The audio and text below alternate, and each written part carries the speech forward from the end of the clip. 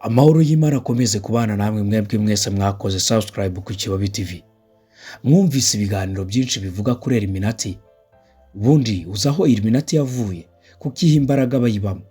Uyu munsi mwabyumvise ahantu hatandukanye, ariko ngewe nje kusa nkaho nongera kukwibutsa Illuminati ni iki, yavuye he, ese ni bande bayibamo. Hari ibibazo bigenda byibazwa n'abantu benshi bakibaza ese Jay-Z aba muri Illuminati, Donald Trump aba muri Illuminati, Katy Perry na Beyonce abo bose se bivugwa ko baba cyangwa bashyigikiye Illuminati. Umuryango w'ibanga bivuga ko urimo abantu bakomeye cyane kandi bagenzura abatuye isi. Niba waba utaranumvise Illuminati, birashoboka ko waba warabonye ibimenyetso bivuga ko ari ibyayo. Hari mpande eshatu n'ijisho bita ko ribona byose riboneka mu inoti y'idolari rimwe rya Amerika. Mu mashusho y'indirimbo zimwe na zimwe, imirongo imwe y'abahanzi igaruka kuri Illuminati. Ese waba warigeze ureba indirimbo ya S&M ya Rihanna? Reka nyikwerekeho gatoya.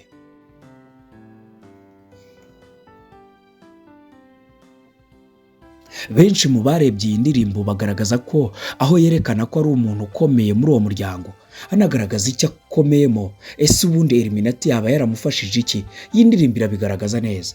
Benshi mu basesenguzi bakanasobanura ko ibi ngibi ari ibyerekana neza ko yaba aba mu muryango wa Illuminati, bakanabishingiraho bagaragaza ko Illuminati yabibaho.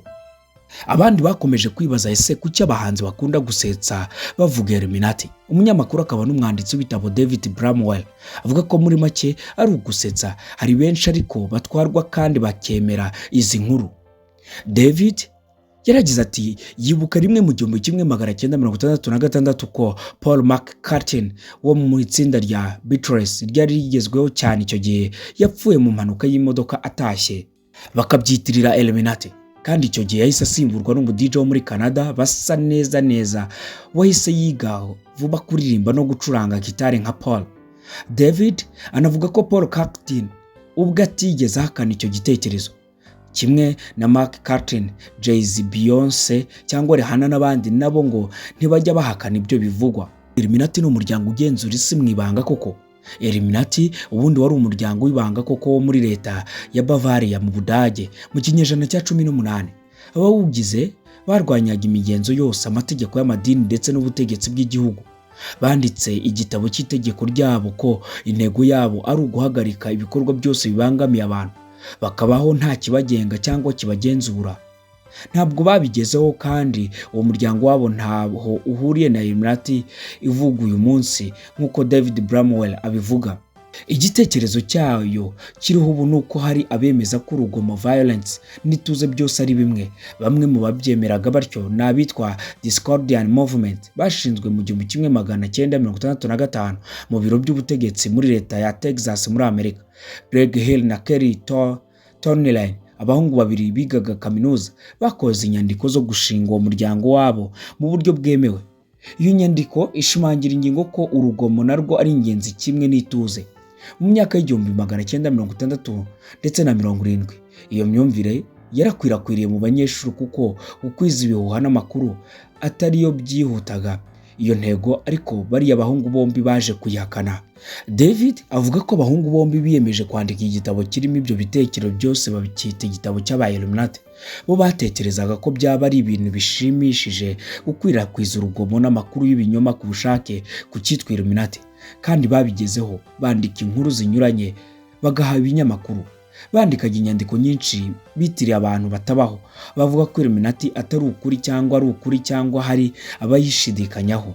Icy'ingenzi kuri bo cyari uko icyo kiganiro kuri Illuminati buri wese yagombaga gukomeza kwibaza ikibazo ngo ese koko Illuminati iriho? Igitekerezo cyakwiriye hose ku isi. Igitabo banditse kandi cyarimo ibibazo bimwe nka ninde warashe John F. Kennedy wari perezida wa Leta Zunze Ubumwe za Amerika. Nubwo byinshi mu bitekerezo biri mu gitabo cyaba ari ibinyoma byivangavanze n'amakuru amwe y'ukuri, bituma hari ababyemera byose. Icyo gitabo cyarakunzwe cyane ku buryo cyagezaho gikinwamo amakinamico na sinema. Icyo gitabo n'izindi nyandiko bandikaga byinshi ubu ntibiboneka kuri internet, ariko ibihuha kuri Illuminati byakomeje gukwirakwira uko abantu babiganiraga. Bamwe bakabyemera, abandi bakabitangamo ibimenyetso, ndetse n'abandi bakanabihakana. Gusa amaherezo n'ubundi umwanzuro n'uwawe kwemera niba Illuminati ibaho cyangwa itabaho. Gusa ikindi nakubwira mu makuru amwe n'amwe nuko umudage w'umuhanga muri filozofiya Johann Adam Weishaupt niwe wari warashinze umuryango wa Illuminati. Reka nkubwire ngo hari ibindi bitangazamakuru byagiye byandika kuri Illuminati, ariko nanone hari amakuru amwe n'amwe batajyaga bakubwira. Uyu munsi ku Kibabi TV niyo narinje kukubwira inkuru y'aba bahungu babiri bakwirakwijwe ibi bihuha kuri Illuminati. Nshoreje ikiganiro kivuga ibibazo byinshi bitandukanye abantu bibaza kuri Illuminati, aho yavuye n'aho imbaraga bagira aho ziva, ndetse n'abantu baba bikekwa ko bayibamo. Njye nitwa Fred, iki ni Kibabi TV. Gusa mukore subscribe, comment na share, ubundi dukomeze kwiyumvira ibiganiro byo ku Kibabi TV. Turabakunda, mugire umunsi mwiza.